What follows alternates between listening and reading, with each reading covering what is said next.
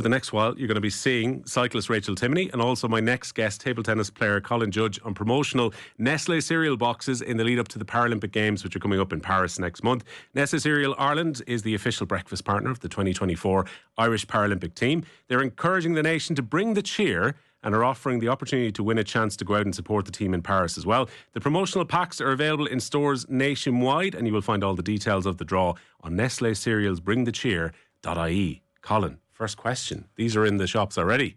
I've seen them last couple of days. So obviously we're talking right now as they've just come out. How do you feel going by pictures of your face on cereal boxes? It's brilliant, Gav. Yeah, and thanks for having me in today. It's very strange seeing me first thing in the morning on a box of Shreddies. Yeah, I never thought I'd see the day, but very grateful for the opportunity, and great to have the support of the nation behind us as we approach the Paris 24 Paralympic Games.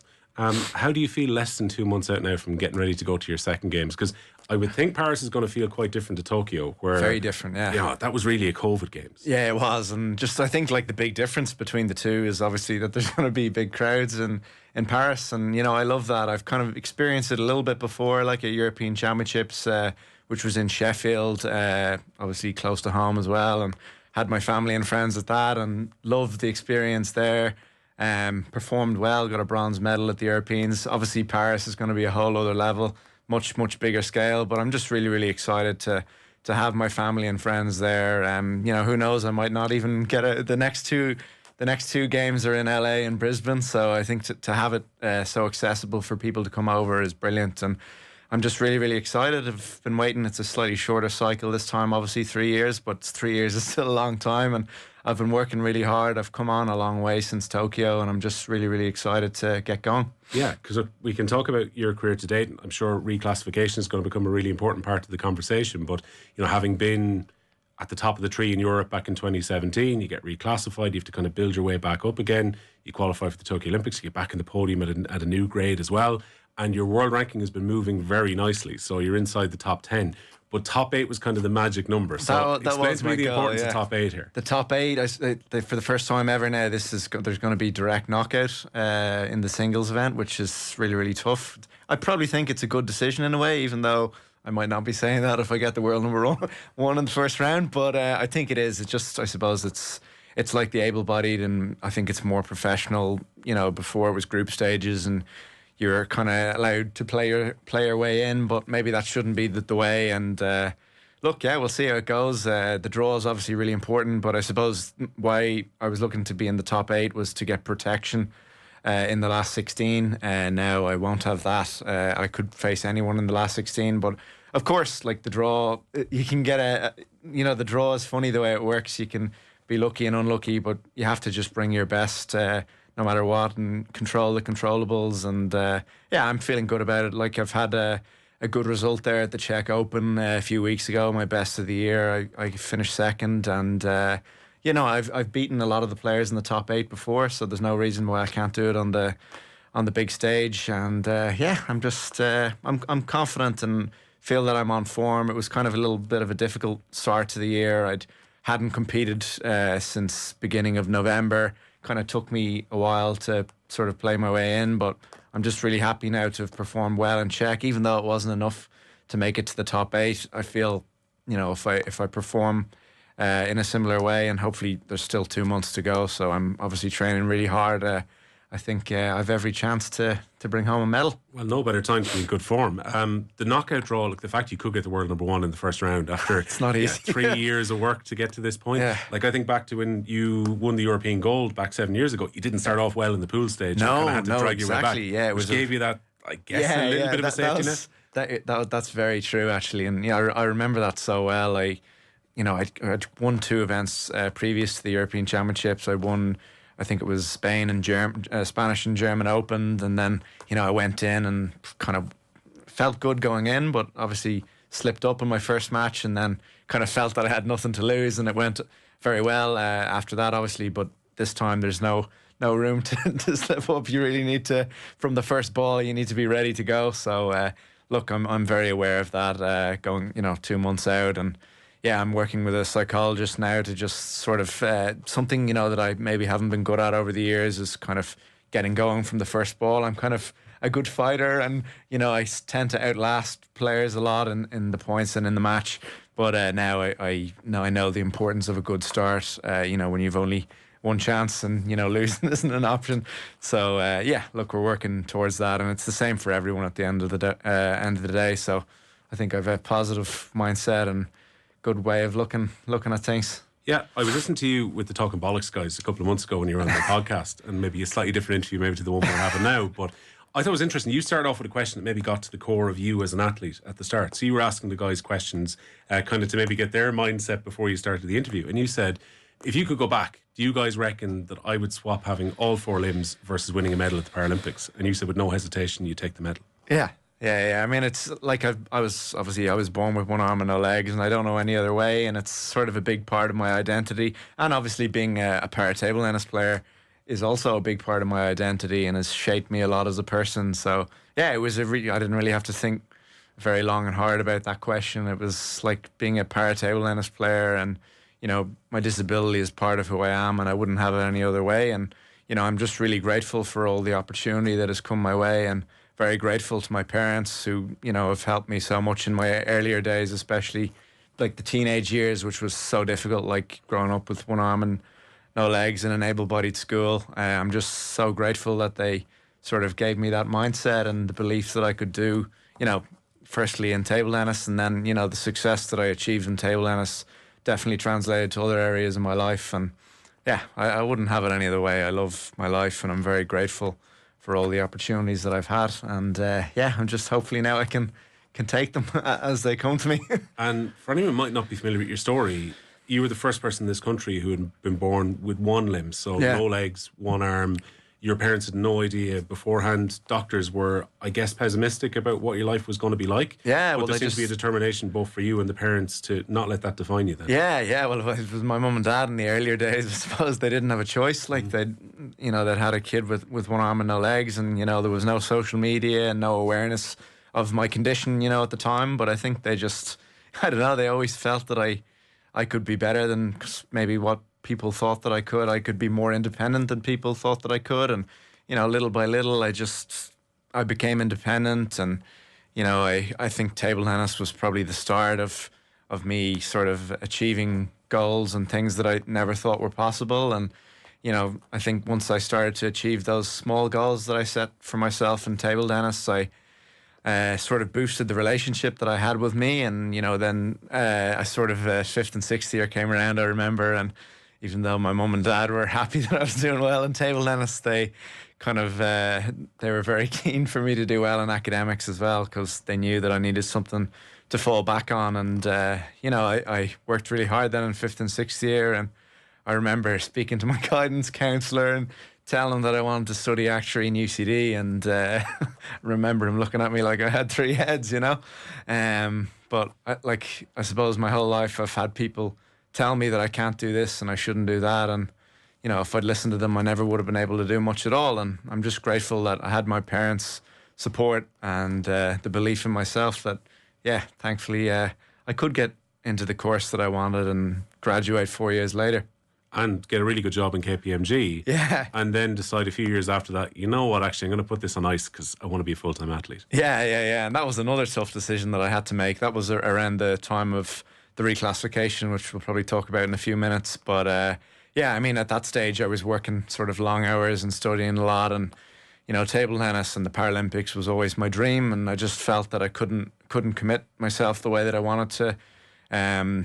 I think the first thing that I realized when I started to compete internationally was that the level was really, really high, and the guys and the teams were really, really professional, and the only way to make it to the top was to kind of do the same as what they were doing. They were giving it 110%, and it was their main focus. And so that's why I made the decision then to go full time and spend a lot of time in Slovakia and playing for my team in the wheelchair Bundesliga in Germany. And all these decisions that are tough as they were at the time, I think they're a big reason why I was able to qualify for Tokyo 2020, despite being reclassified 2 years previously, which that was really, really difficult. I was kind of, at that stage, I was ranked fourth in the world in class 2 and a European champion, probably looking good to win a medal in Tokyo. And then, I went from that position to being ranked 31 or whatever it was when I was put into class 3. And so it was such a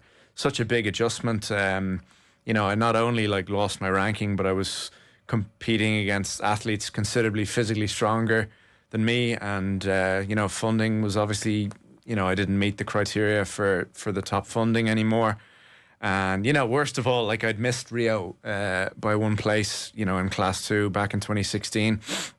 And, this time I just felt like it was a big ask to get anywhere near qualifying for Tokyo 2020. And, I shouldn't say this because I know it messed up a lot of people, but the game's been postponed by a year probably worked in my favour because I had so little time to practice and to move up the rankings. And, thankfully I didn't qualify in my ranking for Tokyo 2020, but I got within 1 or 2 places and I got a wild card then. And, I'm just really grateful to have had the experience behind me in Tokyo 2020, even though it was a really different games. It's obviously a massive event and the pinnacle of our sport. And I'm just really happy to have that experience behind me, even though, I wasn't so happy with my performance back in Tokyo. I got China in my first match, which, they're not the country that you want to be playing in your first match if you know anything at all about table tennis.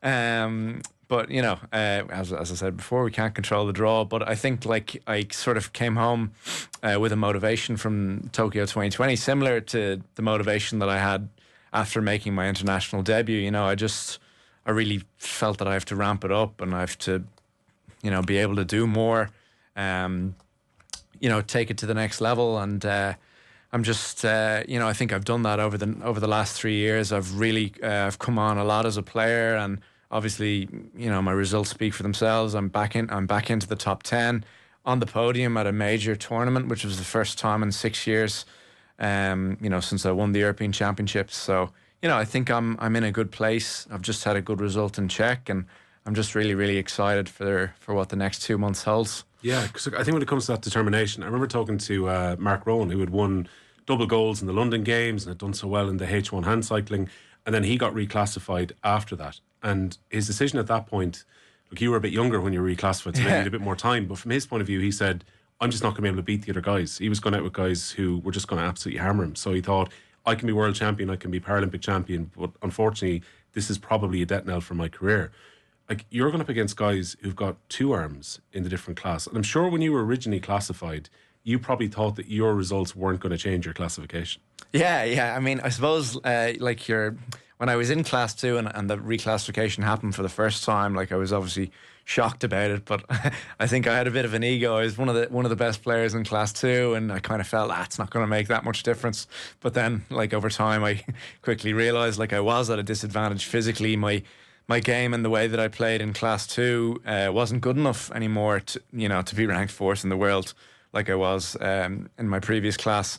So I've really had to reinvent myself. And, I suppose the reclassification has been one of the most difficult things that I've ever had to deal with. But, it has made me a much better player, and it's made me sail away from the safe harbour, which, was something that I wasn't very good at doing when I was in class 2. And, maybe if I'd had the attitude that I had in class 2, which I was quite protective of what I had and felt that my game was good enough to make it to the top, which it may or may not have been, but it's also not a very enjoyable way to train and to compete, is to be so afraid of losing something and to be so focused on the result. Whereas, I think I've grown a lot since then. I'm much more focused on my performance now and getting better. And, I know that no matter how I'm measured in the class 3, that I'm 10 times the player that I was back in 2017 when I won the European Championships. And, I'm confident that I still have gas left in the tank. And, I'm not looking beyond Paris at the moment. Obviously, Paris is my main goal, but,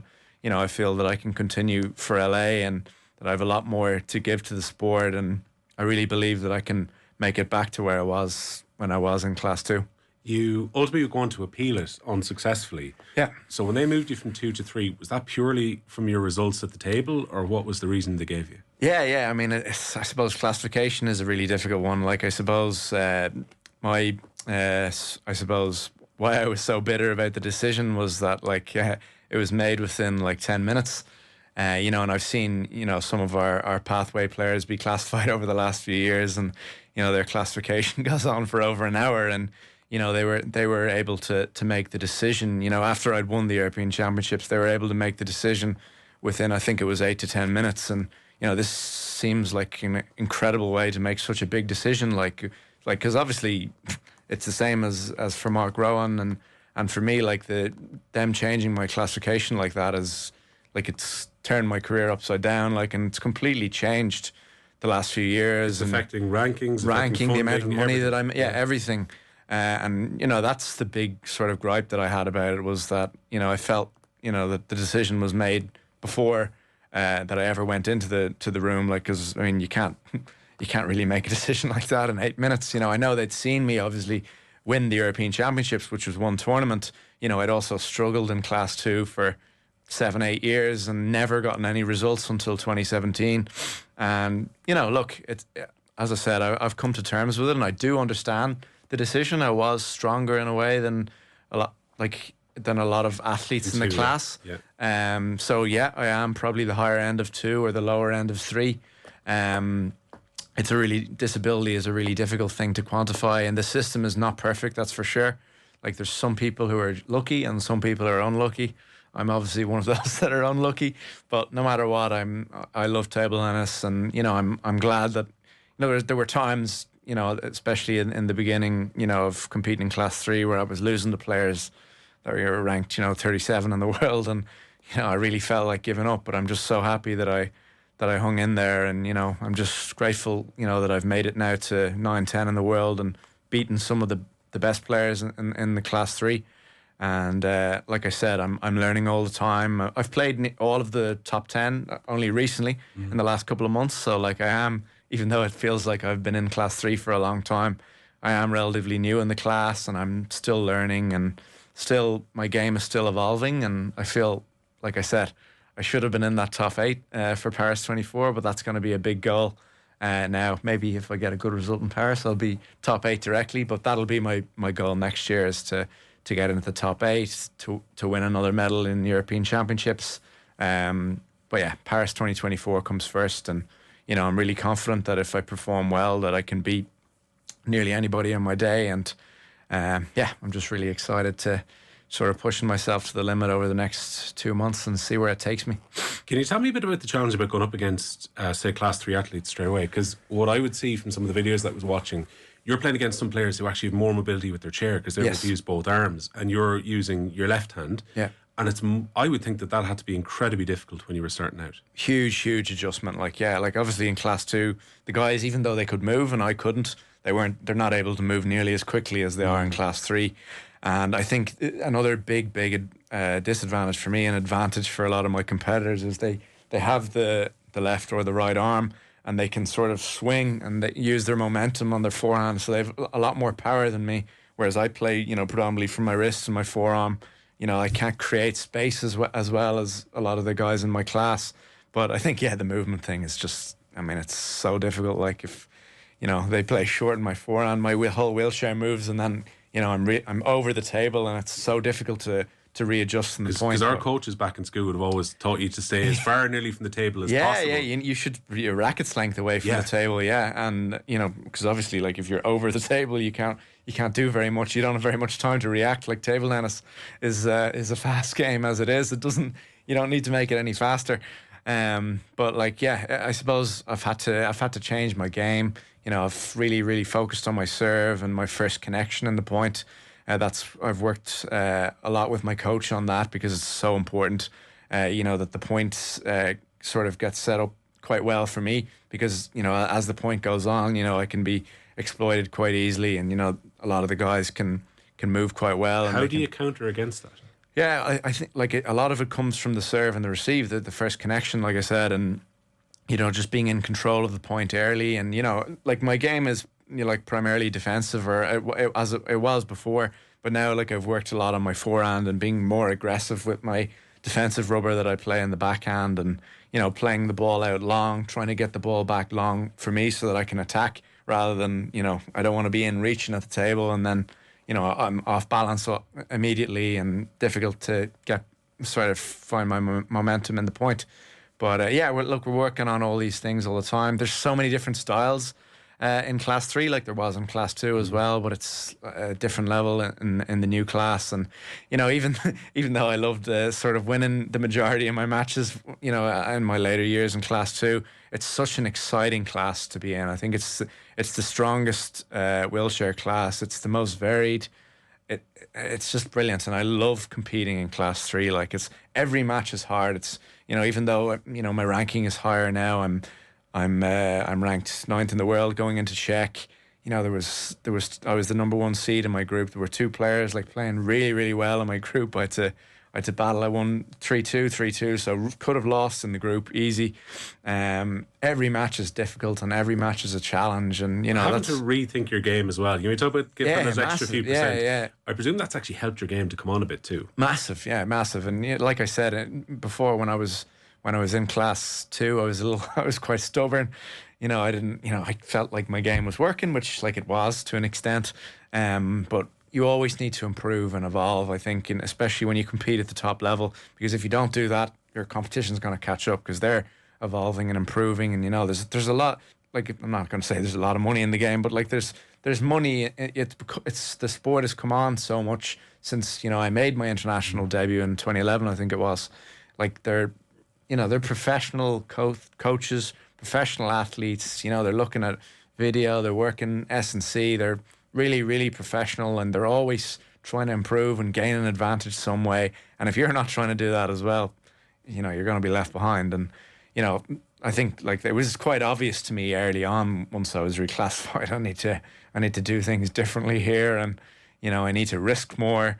I need to try and finish the point, more than just outlasting people. Because like the thing, like in class 2, I was able to outlast a lot of the players, but like in class 3, the players, they're obviously stronger and have a lot more balance, and they're not really making mistakes, so it's very difficult to outlast them. So you can outlast them for a while, but once you get your opportunity, you have to take it. And that's kind of what my game is about now, is that like safety is obviously a huge part of my game, and always was and always will be. But then, once I get that chance, I really need to take it, because if I don't, my competition will be sure to take theirs. Yeah. Is it a sustainable lifestyle for you? Because you mentioned going to Slovakia and kind of making that commitment and playing your club game in Germany. I suppose things like these Nestlé promotions probably help along the way. You've got central funding, you've got a national coach that's funded by Sport Ireland. But generally, like when you've gone from, I suppose, a very good job into moving into this, how sustainable is the lifestyle as an athlete right now? Yeah, that's a good question. Like, it is really, really difficult, and that was obviously what made the actuary is obviously a high paid job, and I was getting good at it. Like, I'd worked there maybe 2 years as an actuary, and I was making more money as the years went on. But yeah, I mean, I think I've done really well. Like, that's why I'm so grateful for opportunities like the Nestlé opportunity, and I've had a lot. I do a lot of talks for companies and schools, which I really, really enjoy. I've done that sort of since university, so I make some money through that. Then I'm obviously a carded athlete through Sport Ireland, which I'm always so grateful for the support that they've given me, even since I've been reclassified.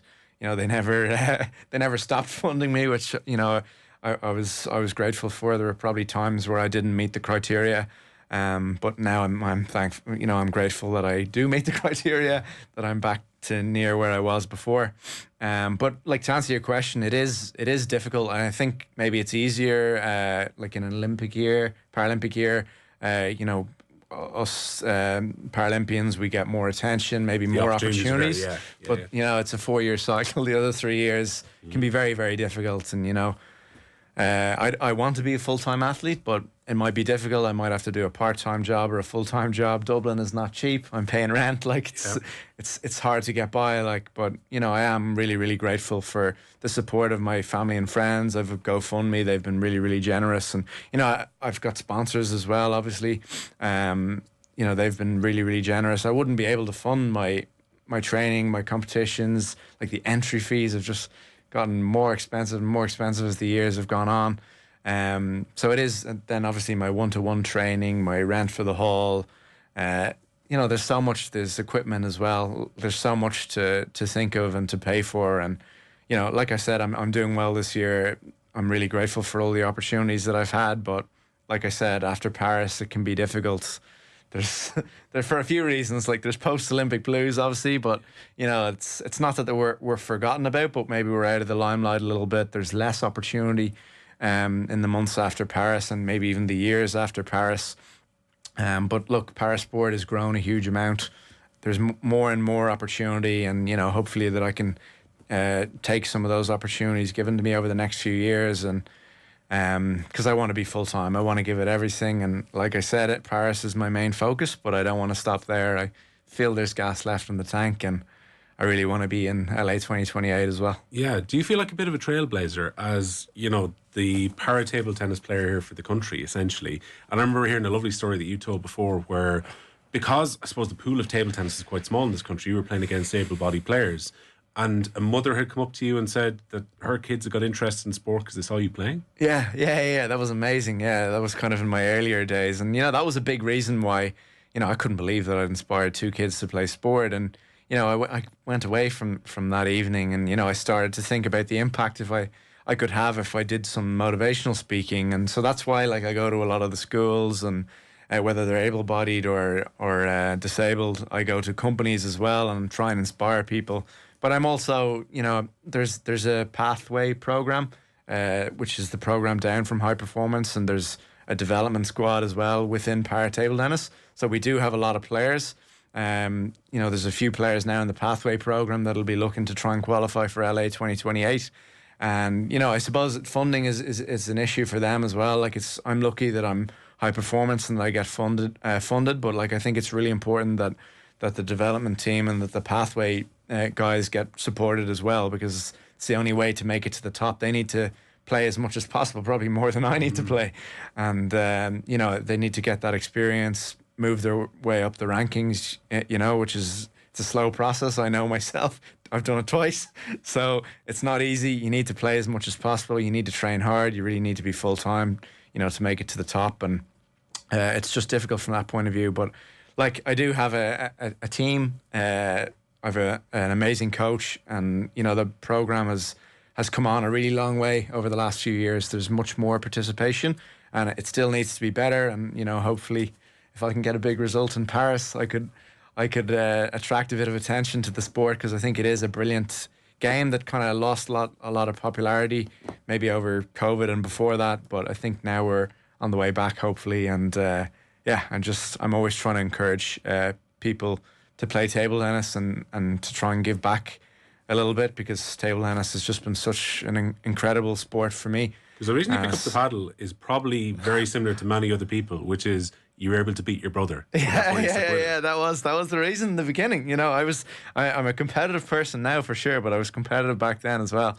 I went to rugby school, St. Michael's College, and I remember the first sport that I tried was wheelchair rugby. And Blackrock lad ended up in St. Michael's, by the way. Yeah. And my dad went to Blackrock. Yeah, it was a tough decision for them at the time. I think it was, to be honest, like I said, Ireland wasn't really set up for someone in a wheelchair back, when I was 4, which was, I don't know how many, 25, 26 years ago. Supports are probably very different back then. Yeah, like the Blackrock is accessible now, but it wasn't back then, and that was the main reason why I went to Michael's. But Michael's was like a great school for me in many ways. I've so many of my best friends are from Michael's. I went there for 14 years. But yeah, I was in a rugby school, didn't really have a role model growing up, so the first thing that I tried was wheelchair rugby. It was a lot of fun, but I wasn't very good at it. And I think my team wanted me out. I was kind of more of a hindrance than a help. But I remember being at a multi-sport camp with my brother, tried out a lot of different sports then, and table tennis was the only one that I was even competitive with him. And, I think I won a few sets and kind of fancied myself as a table tennis player from that point on. But even though I could beat my brother, it was really difficult, learning to play table tennis in the early days. Like I said, I didn't have a role model, and there wasn't anybody like me that was playing table tennis. Was there anyone around to kind of coach you with the specifics you might need? I had a coach. I started in UCD Table Tennis Club. I just sent an email to the coach there. I remember I was only 11 or 12, and he took me under his wing. And who knows, had he not responded to my email, there wasn't, even back then, there wasn't really many places to play. So very grateful to him and to my club in UCD for starting me out in the sport, because that was so important. Like, in that it was really just obviously about enjoying it back then, and you know, it was an outlet for me, which I didn't have at the time. And you know, it sort of made me meet. It was only to meet people in the beginning, improve my social skills, and to have something to do in the evenings. You know, when all my other friends were playing rugby. So it kind of went from there, to be honest. I suppose, like, the first thing that I learned about table tennis, especially being in an able-bodied club, was, you know, I was going to have to work harder than them. You know, my peers passed me out pretty quickly, you know, even though that I trained more than all of them, and I loved table tennis more than they did, but, you know, they were just at such an advantage to me that, you know, I was passed out quite easily. But, you know, that really gave me motivation. And when I made my international debut, then it was the first time I saw, you know, players in a wheelchair playing at a really high level, and it was then that I felt like there was no excuse for me. If they can play this level, then why can't I? And it kind of went from there. That was back in 2011, 2012. I remember being in London 2012 with my dad, and that was an absolutely incredible experience. Just possibly watching the best Olympics and Paralympics we've ever had. Amazing, the best. Yeah, I would say that. And yeah, I just think Paris is going to be something similar. You know, it's obviously close to home, going to be huge Irish support. You know, it's going to be amazing. I think Paris. I presume your family couldn't go to Tokyo because of the restrictions. No, not at all. No chance, and they wouldn't have been in Rio either. I don't think, for different reasons. Like, so, I mean, it's just amazing. Like, to have Paris this time. You know, I'm happy that I qualified early and they could get the bookings in, because I believe, like, accommodation is an issue in Paris. A lot of people, like, it's really expensive and it's difficult to get accommodation at this stage, because, like, a lot of athletes haven't qualified yet. Like, I hadn't qualified. 6 weeks out from the last one. Was it a wild card on top of getting knocked out in the? I lost the qualification tournament in the semi-final. You know, I suppose, like, I was really, really close on the ranking, and I was the only Irish table tennis player, so I was hopeful for a wild card. I met all the criteria, but, like, you just never know. Like, I suppose there's. It's very difficult one to know how they choose wild cards sometimes. So I'm just really grateful that I got that opportunity, and I have the experience behind me now in Tokyo. But very grateful to have had such a good year last year. You know, at the Europeans, and then at the French Open, winning bronze, and you know, beating the number 3 in the world. In the group stage, I think it was. So yeah, I'm just really, really happy now to have qualified on the ranking, to have qualified early, and, you know, I've had time to prepare, and to I was able to take a week off last week, and, you know, I wasn't able to do any of that last time. It was just like play, pray that I qualify, and then, you know, keep training. And it was, you know, I felt a little bit burnt out by the end of it. Like, and, you know, this time, you know, I'm able to prepare so much better. You know, it's still like nearly 2 months away, so it is, like, even though it's creeping up fast, there's still a long way to go, and a lot of training to do, and a lot of matches to be had. And, you know, I'm happy now that we're able to plan it out together, me and my coach, you know, what I'm going to do on week-to-week basis. I've got a camp coming up now in Spain at the end of the month, so that'll be with other high-level wheelchair players, and, you know, then I'm able to take maybe a day or two off, and then we're into the holding camp, which is going to be on the sports campus. It's a nice luxury to have this time to plan. It's great, and, you know, amazing to be able to make use of the facilities out in the sports campus. And in Blanchardstown, we've been going there 2 to 3 times a week for most of this year.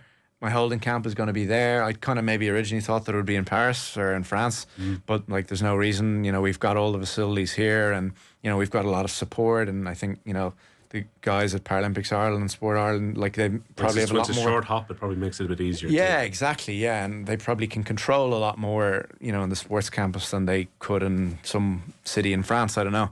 So yeah, really happy that it's here, and that I think preparation will be really, really good. And yeah, I'm just going to make the most of it from my side. Can I ask you, just on a purely practical level, do you have to get a modified chair when you're playing? I know I read that you use prosthetic legs, kind of, I suppose, from a balance point of view for playing as well? Yeah, exactly. Yeah, it's just kind of to add a bit of weight to the chair. It doesn't really do a whole lot, to be honest. And it's probably more in my head. Like, I've played with prosthetic legs all my life. I used to play with a prosthetic arm, actually, as well. But I felt like, even though that gave me a little bit of balance, it was quite heavy. Okay. And I was kind of restricted nearly to the length of it. So now I'm kind of much quicker, and I can jump out of the chair if I need. You know, if those class 3 guys try and drop me short, I can at least jump for the ball, even though I'm in a bit of trouble if they play the next one. But like to answer your question, yeah, I've experimented a lot with my chair, like over the years, especially since being in class 3, which, like I said, I've looked for every advantage possible since I've been in the new class, which like is a great way to train and to perform, is to try and maximize everything. So I've experimented a lot, like with the tightness of my brakes, the tires that I use, the seat height.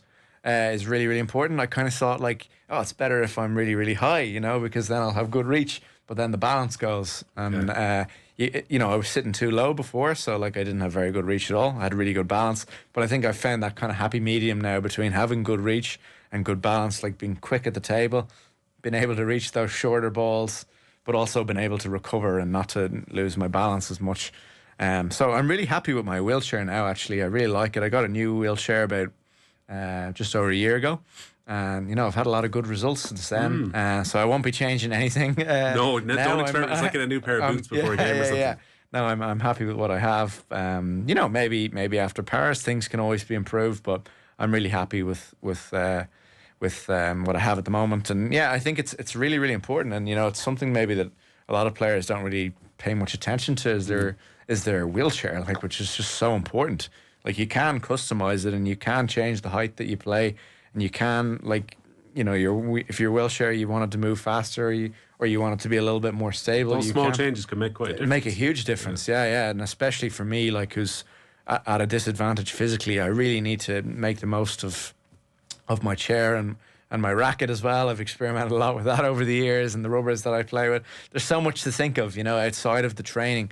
I used to think that it was just like hours in the hall, which obviously, there are no secrets. Like, hours and training in the hall is really, really important. But you really have to think a lot about how the training is going, and how to get the most out of yourself off the table. And I think I've gotten a lot better at that over the last 3 years. I've had to. So At the outset of this 3-year cycle, what brought you to Slovakia? Was that because of the rules that were here? Because every indoor sport is initially it was, yeah. So I wasn't able to. Play in, but I wasn't able to play indoor sports, and at this stage I'd given up my job, of course, so I didn't have a job and I didn't have table tennis, so it was a complete disaster. I kind of, that was another reason why I made the decision, I suppose, was like I wanted to be training with higher level wheelchair players. I chose Slovakia because one of my best friends lives there, and they've got a very good setup for table tennis. You're able to, he has got a car, so we were able to drive to a lot of the bordering countries who also have a good setup for table tennis. So it was a great decision to go there. I got a lot of really good quality training in. Played with a lot of like class 3 and 4, which are like the higher wheelchair classes. I was just, I suppose, able to train more than I would have been had I stayed in Ireland. But now obviously the restrictions are all gone. I've got a good setup in Ireland, even though there aren't really any high level wheelchair players just yet. I'm grateful that I'm able to train with my coach so much, and I've got 2 players in particular on the Pathway program that I practice with a lot, and then I still train in my able-bodied club in UCD and look to compete as much as possible in the national tournaments here in Ireland. And then, like I said, I look to go away to a training camp once every month or two to play with other top-level wheelchair players. So I have a really good setup, and I'm happy living in Ireland. I kind of felt like when I was living in Slovakia, I didn't have a coach. That was the only thing. And, the language barrier was difficult at times as well. You don't seem to mind the language barriers. So, again, I was listening to you. Is your partner Brazilian? Yes. Yeah. So, was it like 6 months ago, you go to meet her family, they've no English, you've no Portuguese? Yeah. It was, it was very, very difficult. I've got a bit of Spanish. Right, okay. So they do say Portuguese is a bit like Spanish with a potato in your mouth. That's what Spaniards will say. Yeah. It's difficult. I'm still trying to learn a bit of Portuguese. It's not easy. It's a big step up from Spanish.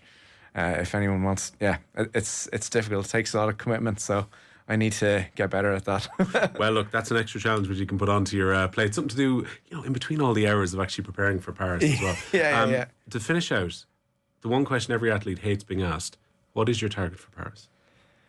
As I said before, my target is a medal. I've beaten, I think, 3-4 maybe of the top 8. Obviously the draw, it's an important thing for everyone, and it's kind of, since I haven't reached the top 8, it's sort of very up in the air for me. But I'm confident that if I perform the way that I know I'm capable of, I can beat nearly anyone on my day, and my goal will be a medal in Paris. But I think my biggest goal will be to perform the way that I know that I can. And I think, like I said, I used to think about the results so much when I was in class 2, but my main focus is my performance. And I feel that if I perform the way that I know I can, I think that I can win a medal. And was that a psychological coach to put you on that direction, or was that something you had to realise yourself? No, well, a bit of both, I think. Okay. Yeah, I worked a lot with psychologists over the years, and that's been very, very important, especially, when I was reclassified and I was struggling with all of that.